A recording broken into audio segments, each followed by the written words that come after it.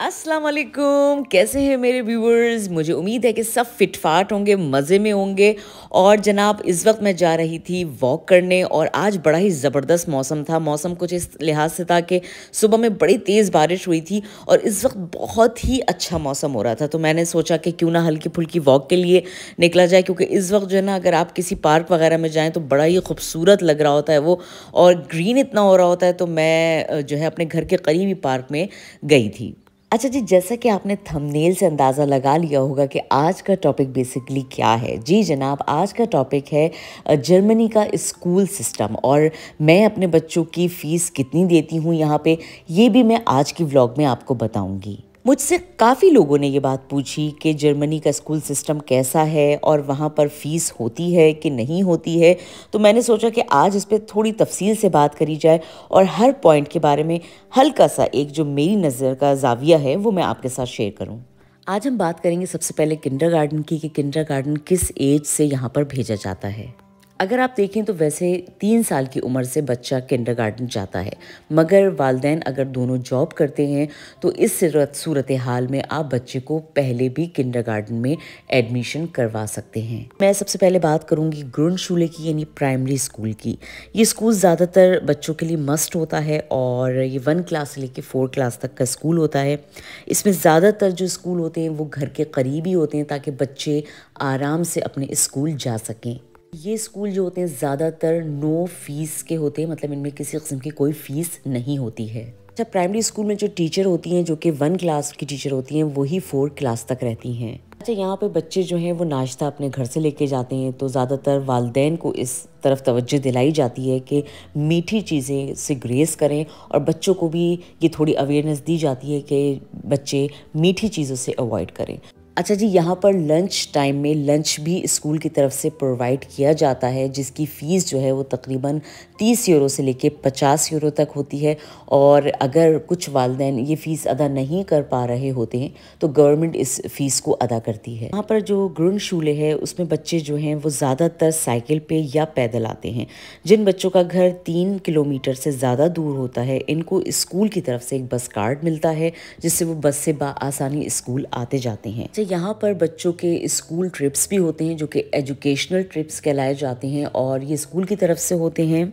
अच्छा, इनका ज़्यादातर जो पे करते हैं वो स्कूल वाले ही करते हैं, मगर अगर कोई ऐसे बड़े ट्रिप हैं जो कि मिसाल के तौर पर किसी और मुल्क लेके जा रहे हैं वो, और उसमें कुछ ज़्यादा पैसे हैं, तो वो फिर वालिदैन से कहा जाता है कि वालिदैन भी अपने बच्चों के इस खर्चे में थोड़ा सा हाथ बटाएं। और यहाँ पर भी वही सूरत हाल है कि अगर कुछ वालिदैन जो हैं वो उनके पास इतने पैसे नहीं होते हैं या वो नहीं दे पा रहे होते हैं, तो उसमें गवर्नमेंट जो है इनकी हेल्प करती है। वैसे देखा जाए तो यहाँ पर स्कूलों की फ़ीस नहीं है, मगर यह है कि अगर आप अपने बच्चों को प्राइवेट स्कूल में पढ़वाते हैं तो फिर वहाँ पर आपको जाहिर सी बात है फ़ीस देनी पड़ती है। स्क्रीन पे इस वक्त आप जो स्कूल देख रहे हैं ये प्राइवेट स्कूल है, और इस प्राइवेट स्कूल में मेरे दोनों बच्चे 5 क्लास से लेके 10th क्लास तक गए हैं। तो यहाँ की फ़ीस कितनी थी ये आज मैं आपको बताऊँगी। अच्छा, यहाँ पर बच्चों की जो तालीम है वो फर्स्ट क्लास से लेके आपके कॉलेज यूनिवर्सिटी तक जो है वो फ्री है। हाँ, अलबत्ता आपको उसके लिए जो है वो कुछ बुक्स वगैरह का बच्चों के लिए ख़रीदनी होती हैं, तो वो जो है वो आप ख़रीदते हैं। और सबसे इम्पॉर्टेंट चीज़ ये है कि यहाँ पर यूनिफॉर्म फ्री जो है वो स्कूलिंग होती है। अच्छा, यहाँ पर मैं बात करूँगी रियालशुले की, यानी सेकेंडरी स्कूल की। यहाँ पर बच्चे 5वीं क्लास से लेकर 10वीं क्लास तक जाते हैं। रियालशुले में यानी सेकेंडरी स्कूल में बच्चे एक फ़ॉरेन लैंग्वेज भी सीखते हैं, जो कि इंग्लिश भी हो सकती है और फ्रेंच भी। 10 क्लास के बाद बच्चे वोकेशनल स्कूल में जाते हैं यहाँ पर ज़्यादातर, और अपने हिसाब से जो उनके प्रोफेशनल्स होते हैं उनको वो चूज़ करते हैं और उसकी स्टडी करते हैं। यहाँ पर मैं बात करूँगी गिम्नाजियम की, और ये इंग्लिश में कहलाता है एकेडमिक हाई स्कूल। इसमें पढ़ने वाले बच्चों को यूनिवर्सिटी के लिए तैयार किया जाता है, और 13 क्लास के बाद जो है वो अपने हायर एजुकेशन के लिए वो यूनिवर्सिटी ज्वाइन कर सकते हैं। क्योंकि जर्मनी में पढ़ाई फ्री है, आप पहली क्लास से लेके चाहे आप कॉलेज यूनिवर्सिटी तक चले जाएं तो कुछ बुक्स वगैरह जो हैं वो आपको ख़रीदनी पड़ती हैं, जो कि मैं पहले आपको बता चुकी हूँ। मगर सवाल आप लोग के जहन में ये आ रहा होगा कि फिर मैंने अपने बच्चों को प्राइवेट स्कूल में क्यों पढ़वाया।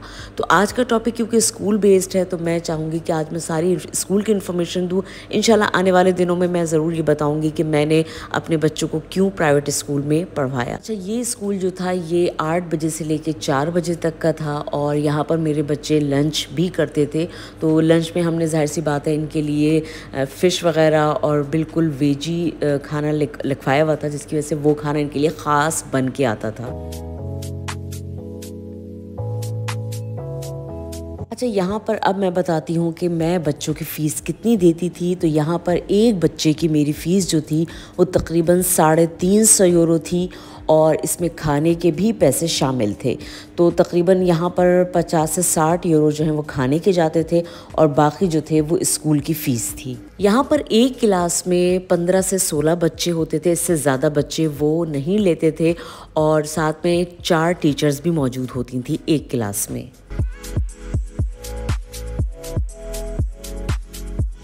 हाँ जी, तो ये कुछ मालूमात थी जो कि मुझे मालूम थी, मैंने सोचा आप लोगों के साथ शेयर करूं और इंशाल्लाह ताला मुझे उम्मीद है कि आज की व्लॉग आप लोगों को पसंद आई होगी। नेक्स्ट व्लॉग तक आपने रखना है अपना बहुत सारा ख्याल और इंशाल्लाह हाजिर हो जाऊंगी नेक्स्ट व्लॉग में एक और नए कंटेंट के साथ। जब तक के लिए मुझे इजाज़त दीजिए, अपना बहुत सारा ख्याल रखिएगा। अल्लाह हाफिज़। पाकिस्तान जिंदाबाद।